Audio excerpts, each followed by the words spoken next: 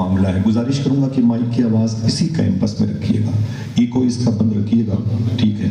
سنیں, قال النبی صلی اللہ علیہ وسلم النکاح من سنتی فمن رغب عن سنتی فلیس منی. حضور کی حدیث شریف ہے, نکاح میری سنت ہے. کیا ہے؟ اونچی بولے کیا؟ آواز بلند کریں آپ. نکاح میری سنت ہے. فمن رغب عن سنتی, جس نے اس سنت سے انحراف کیا, رغبت نہ دلائی, دلچسپی نہ لی, اس سسٹم کے خلاف چلا, حضور فرماتے ہیں فلیس منی, وہ مجھ میں سے نہیں ہے, یعنی میں اس کا ضامن, اس کا ذمہ دار نہیں. شادی کے کارڈ پر لکھا رہتا ہے, کبھی تھوڑی دیر پڑھا کریں آپ تو سب سے پہلے تاریخ ہی دیکھتے ہیں ولیمے کی بارات.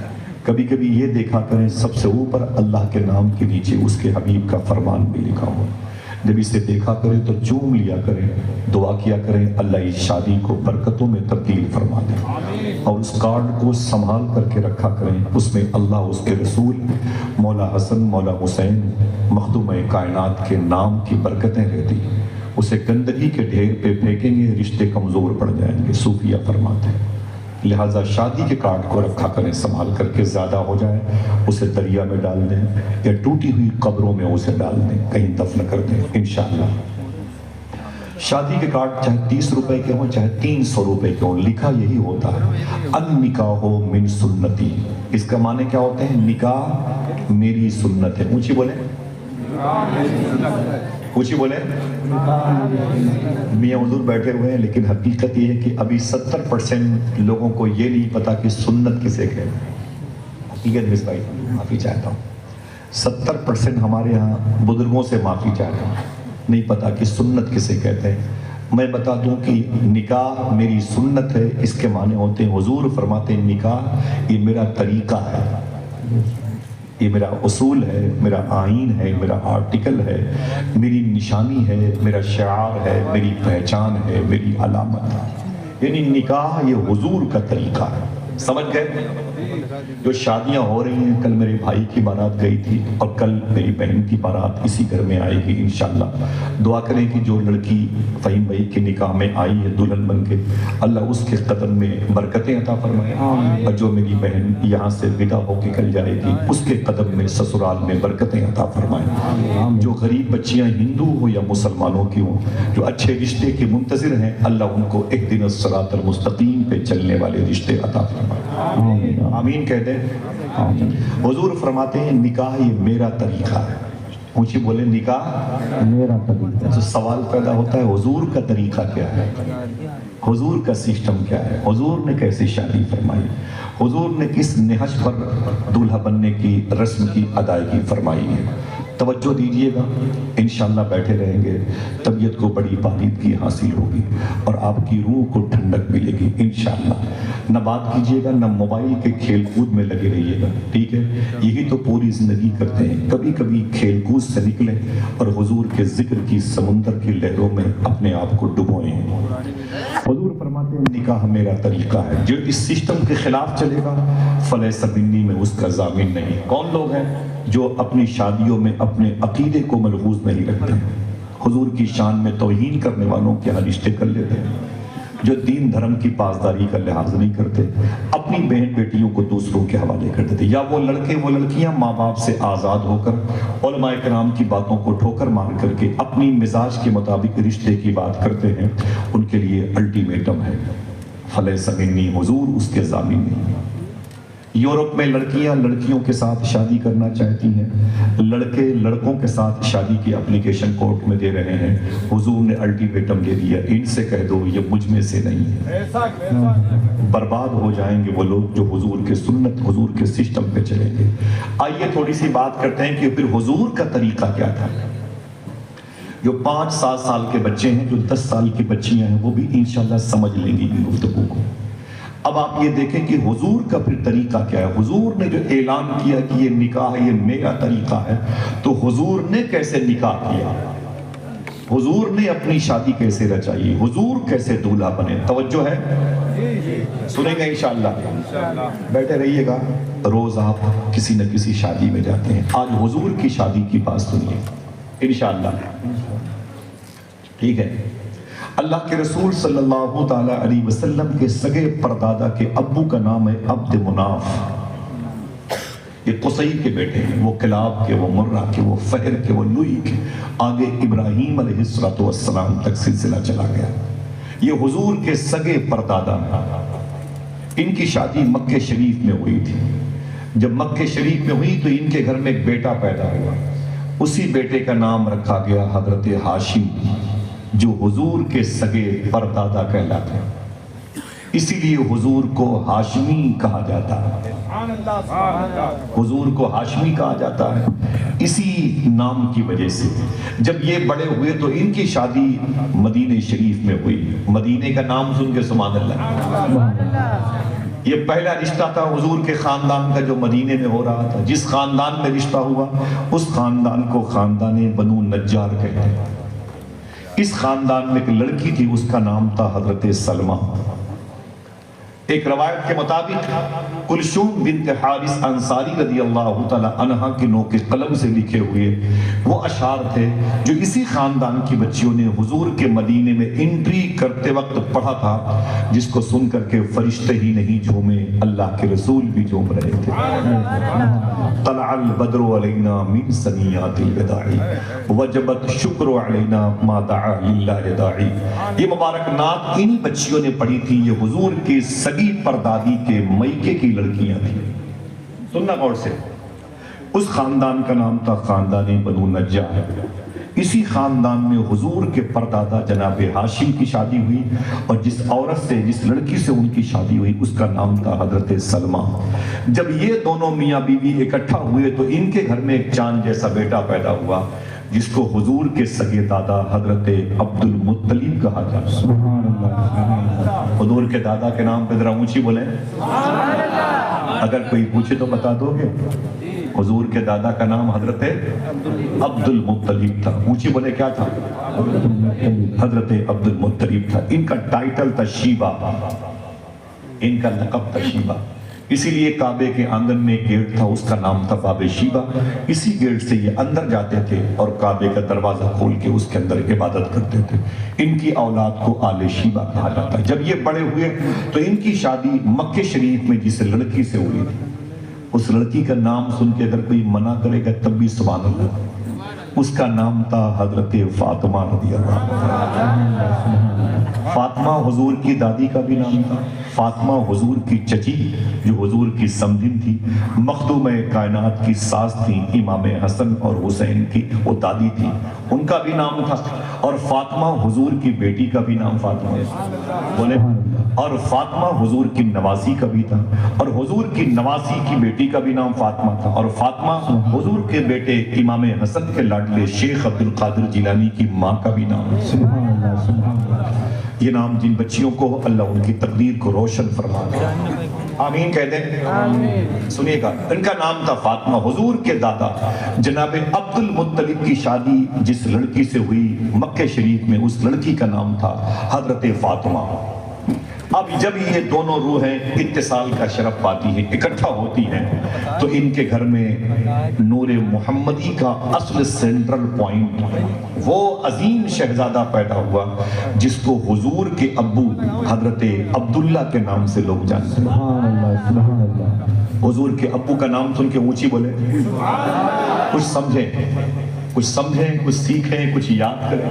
شیعوں کی مجالس میں اشارے میں بات کی جاتی ہے نا تو بچے کھڑے ہو کے سبحان اللہ کہتے ہیں۔ اور ہمارے یہاں ایک بہت بڑا کانوینٹ اسکول چلاتے ہیں ایک صاحب، اور وہ گنبد خضرا کو دیکھ کے بولے تھے کہ اس میں کس کی مزار ہے؟ سمجھ رہے ہیں آپ؟ کروڑوں روپے کی پراپرٹی کے مالک ہیں، ہزاروں بچے ان کے اسکول میں پڑھتے ہیں، مسلمان ہیں، اور گنبد خضرا کا اسٹیکر دیکھ کے بولے تھے اس میں کس کی مزار ہے، یہ کیا ہے؟ سمجھ رہے ہیں آپ؟ وجہ لاؤبالی پن، کھیل کود، تفریح، مس کال پر بھی مجلسوں سے باہر چلے جانا، کوئی بات مزیدار سی لگی تو دو چار لوگ بیٹھ کے کہا بلند کریں گے، ہر 5-7 منٹ کے بعد موبائل نکال کر کے واٹس ایپ انسٹاگرام چیک کریں گے. حضور کی محفلوں میں یہ سارے کھیل کود ہوتے ہیں، اسی لیے حضور کے ذکر کا نور ہمارے دلوں تک نہیں پہنچ پاتا. معافی چاہتا ہوں. اللہ کے رسول کی مجلسوں کے آداب کو برقرار رکھیں، ملحوظ رکھیں. آپ کی ذمہ داری بنتی ہے. اللہ کے رسول صلی اللہ علیہ وسلم کے دادا عبد المطلب اور دادی فاطمہ کے ملنے پر ان کے گھر میں ایک عظیم الشان بیٹا پیدا ہوا جس کو حضور کے ابو حضرت عبداللہ کہا جاتا ہے. سبحان اللہ سبحان اللہ. اگر ہاتھ اٹھائے کوئی پوچھے کہ حضور کے ابو کا نام کیا تھا، کیا بتاؤ گے؟ ہاتھ اٹھائیں، سب لوگ بتائیں. کیا نام تھا؟ حضرت عبداللہ نام تھا. یاد رکھیے گا، بند کرے بھائی سے، یہ نام یاد رکھیے گا. انشاءاللہ بولے، یہ نام یاد رکھیے گا. ٹھیک ہے، سنیں آپ. جب یہ مدینہ مکہ شریف میں پیدا ہوئے، انہی دنوں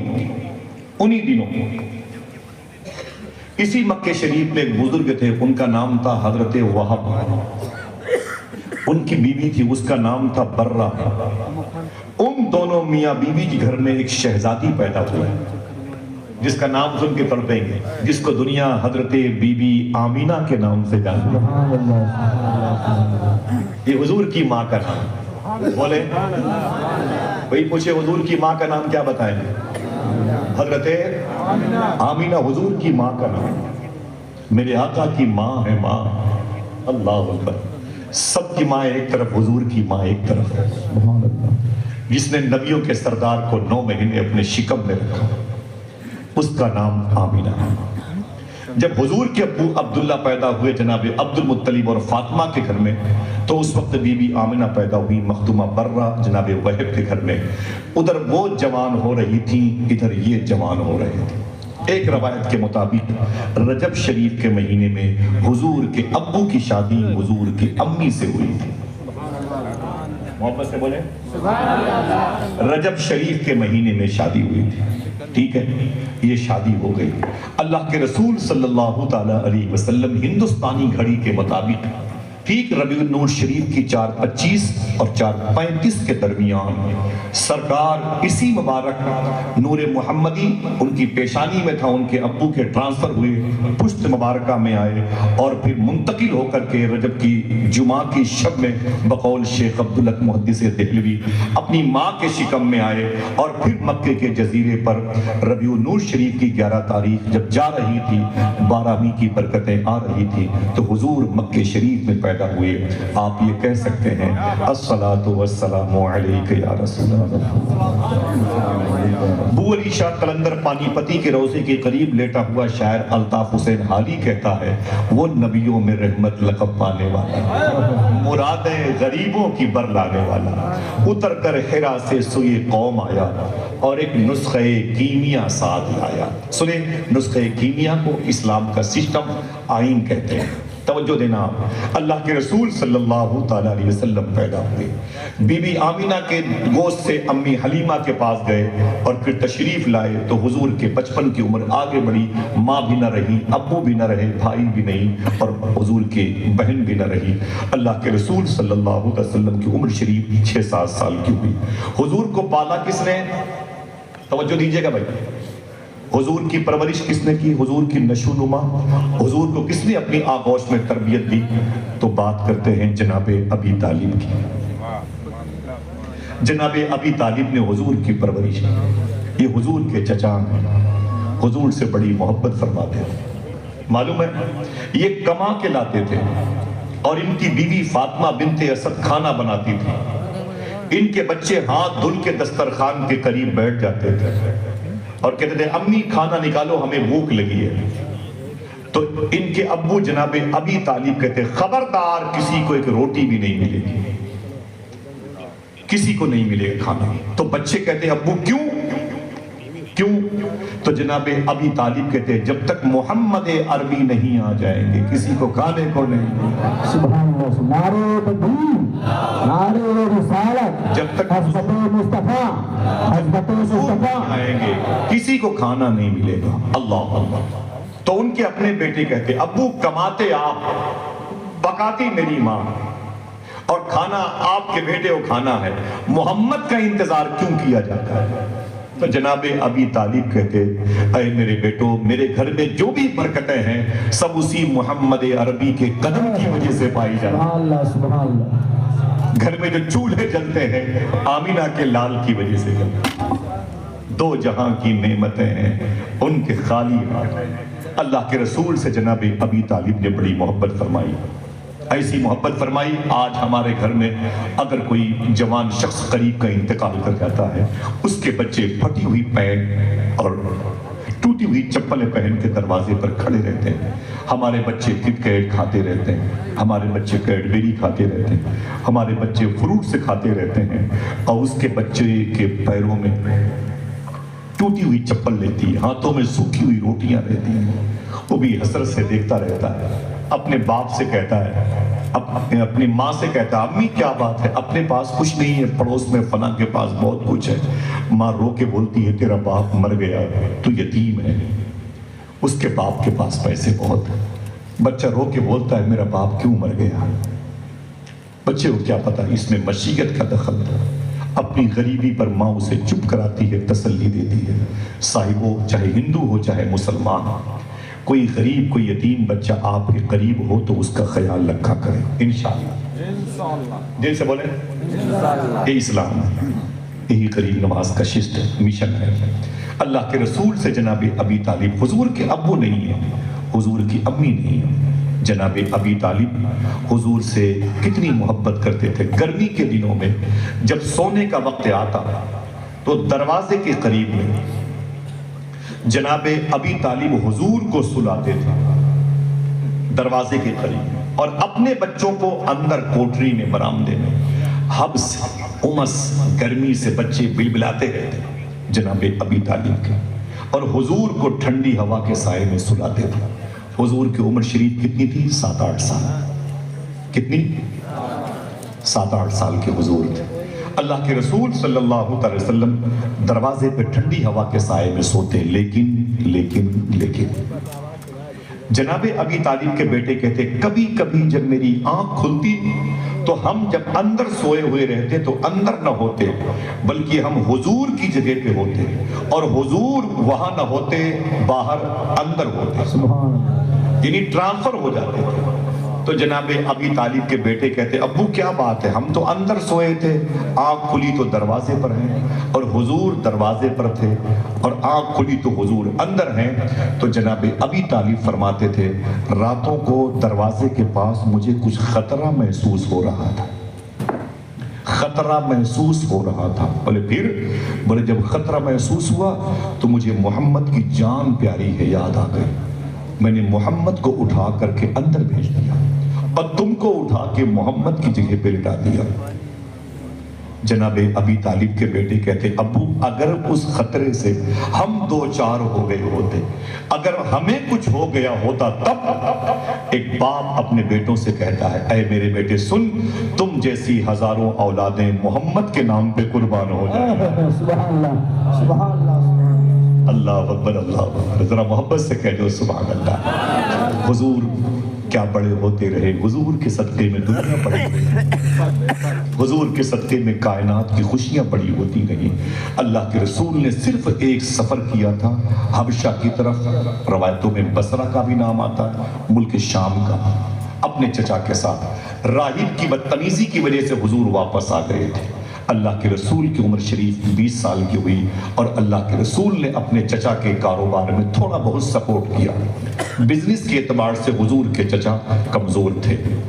حضور کی عمر شریف آگے بڑھتی گئی اور بہت تھوڑی سی آمدنی کا ذریعہ تھا۔ جب حضور صلی اللہ تعالیٰ علیہ وسلم 25 سال کے ہوئے، کتنے؟ 25 سال، کم سے کم 25 لوگ بولے۔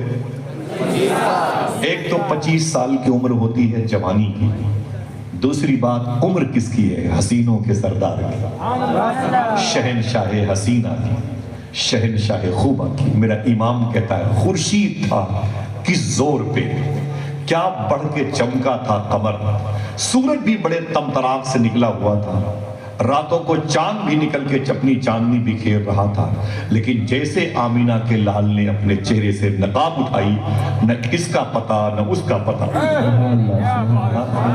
خورشید تھا کہ زور پہ کیا بڑھ کے چمکا تھا قمر، بے پردہ جب وہ رخ ہوا یہ بھی نہیں وہ بھی نہیں۔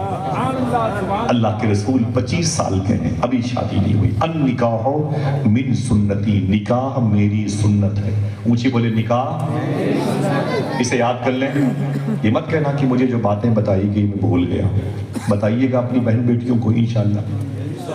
نکاح میری سنت ہے۔ ابھی تو حضور نے شادی ہی نہیں کی تو اعلان کیسے کر دیا؟ ابھی حضور کا اعلان نہیں ظاہر ہوا، ابھی حضور کی فرسٹ میرج نہیں ہوئی، فرسٹ وائف حضور کی نہیں آئی، کوئی پہلی بیوی بن کے حضور کی منکوہ نہیں آئی، کوئی حضور کی زوجہ نہیں بنی، اور کسی کے حضور زوج نہیں بنے۔ سمجھ گئے؟ انہی دنوں مکہ شریف میں ایک لڑکی تھی جو اب عورت بن گئی تھی، جس کا نام تھا حضرت خدیجہ۔ میرے کہے سے پہلے پھر سے کہہ دیں محبت سے، اللہ ان کے نام کی برکتیں عطا فرمائے۔ امی خدیجہ کا احسان ہے اسلام پر۔ صاحبوں، گزارش کرتا ہوں اس ہفتے وقت ملے تو کسی دن یوٹیوب میں کسی سنی صحیح العقیدہ مفکر کی، مقرر کی تقریر امی خدیجہ کی زندگی پہ سنیے گا، ٹھیک ہے؟ سن لیجیے گا، تھوڑا سا وقت مذہب کے لیے نکالا کر۔ تمہارے کاندھوں پر بیٹھنے والے فرشتے انتظار کرتے ہیں تم حضور کے گھر والوں کو یاد کرو، وہ انتظار کرتا ہے، اور ہم ہیں کہ دنیا کی رنگینیوں میں ڈوبے ہوئے ہیں۔ اس وقت جب حضور کی عمر 25 ایئرز تھی، مکہ شریف میں وہ لڑکی اب جوان ہو گئی، عورت بن گئی، اس کا نام تھا حضرت، آواز نہیں آئی، حضرت خدیجہ۔ سبحان اللہ۔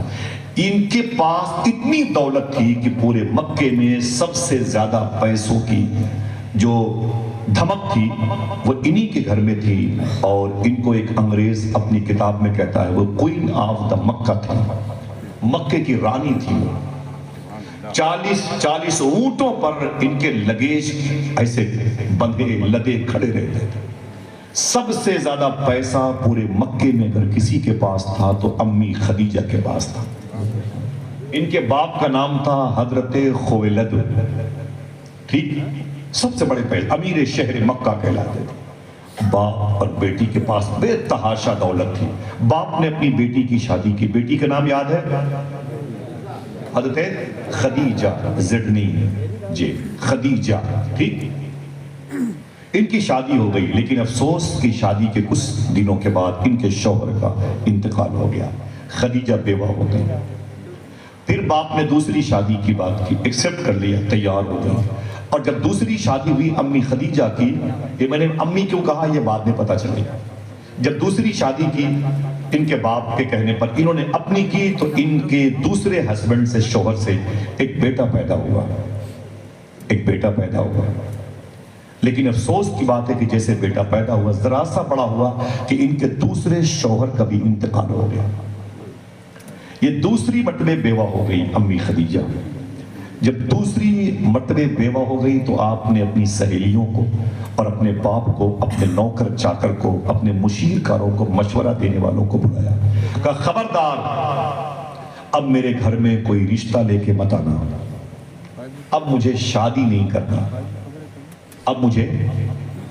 نہیں کرنا، میری عمر 40 سال کے آس پاس ہوگی، 2 مردوں کے الگ الگ موقع پر میں نکاح میں تھی، اب مجھے مردوں سے الرجی ہو گئی، سخت نفرت ہو گئی، یہ مجھے شوٹ نہیں کرتے، یہ مرد مجھے شوٹ نہیں کرتے۔ 2 مرتبہ ان کے نکاح میں تھی، دونوں مرتبہ یہ مر گئے، مجھے ان کے چہروں سے نفرت ہے، کوئی مرد اب مجھے اچھا نہیں لگتا، اب مجھے اپنے دماغ اور اپنے جسم کی ساری طاقت کو اپنے باپ کی بزنس میں خرچ کرنی ہے اور اپنے کاروبار کو اور ترقی پہ لے کے جانا ہے۔ نام کیا تھا ان کا؟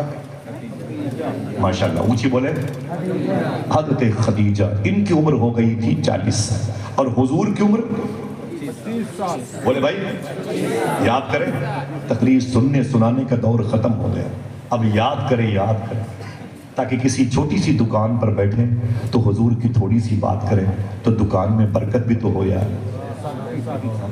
کسی بیمار کے پاس بیٹھیں تو تھوڑی سی حضور کی بات کریں تاکہ بیمار کو شفا بھی تو ہو. ہاں کہ ہاسپٹل میں گئے, مریض سامنے دم توڑ رہا ہے اور آپ لوڈو کھیل رہے ہیں, موبائل میں پب جی گیم کھیل رہے ہیں, شرم نہیں آتی؟ ایک دن ہم بھی ایسے موت کے بستر پہ ہوں گے. توجہ کریں, تھوڑی سی بات سنیں, اسے یاد کریں انشاءاللہ, اسے یاد کریں. بتائیں اپنی بہن بیٹیوں کو, روٹیاں بن رہی ہوں تو اس کا مطلب نہیں کہ بیوی کو گالیاں دے دیں. روٹیاں بن رہی ہوں تو بچوں کو دسترخوان کے قریب بٹھا کر کے انہیں حضور کی باتیں بتایا کریں, انہیں حضور کا عشق جو ہے نا سکھایا کریں. یہ حضور کی سنت ہے. مولا کائنات سے ارشاد فرمایا تھا, حضور کی عمر 25 ایئرس اور امی خدیجہ کی کتنا فرق ہے؟ کتنا فرق ہے؟ 15 سال کا یہ فرق ہے. اور حضور کی پہلی شادی باقی ہے اور امی خدیجہ کی یہ تیسری ہوگی. ٹھیک, کوئی جوڑ نظر نہیں آتا, کوئی تال میل نظر نہیں آتا. ایک تو گیپنگ بہت زیادہ, عمر کا فاصلہ 15 سال کا.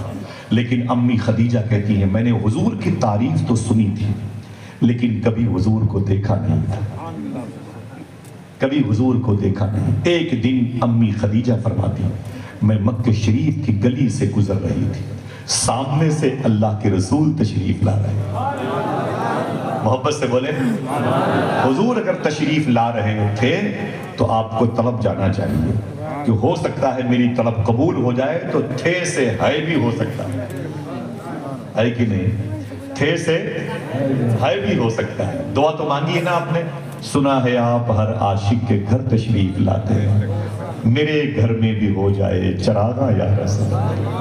میری بہنوں تمہیں حضور سے محبت کرنی چاہیے, میرے صاحبوں تمہیں حضور سے عشق کرنا چاہیے. میری ماں جیسی ایک بہن ہے, ماں جیسی ماں ہے.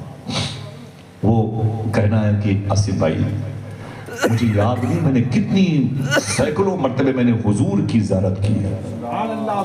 حضور کے گھر میں ایسی کوئی ذات نہیں بچی جس کی میں نے زیارت نہ کی.